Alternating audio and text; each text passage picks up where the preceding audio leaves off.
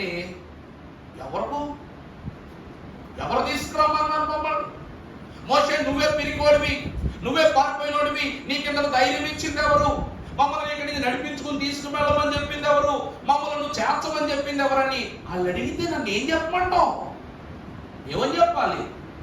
ఫరోని ఎదిరించగలిగే, మూర్ఖత్వాన్ని ఎదిరించగలిగే మరొక రాజు ఎవడున్నాడు ఈ లోకంలో? ఐగుప్తు దేశము పైన దండులు ఇవ్వగలిగే అంత బలవంతుడు ఎవడున్నాడు? చెప్పు, ఏమని చెప్పాలి ప్రభువు అంటే ఎవరు అంటున్నాడు? చెప్పు, నేను ఎవరను? ఉన్నవాడను. ప్రభువు ఉన్నవాడు అయ్యున్నాడు కాబట్టి యోసేపు కలలో దేవుని యొక్క అనుసరణ ప్రారంభమైంది. అర్థమవుతుందండి నా మాట?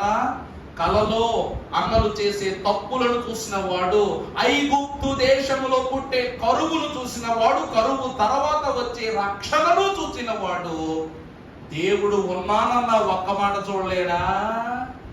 దేవుడు ఊరికినేస్తాడా వరాలు? దేవుని ప్రియమిట్లారా, నేను ఉన్నవాడను, అనువాడను, అయ్యున్నవాడనని చెప్పాలకే చెప్పు. నేను వాగ్దానము చేసిన దేశానికి నడిపిస్తాను వాళ్ళకి చెప్పు.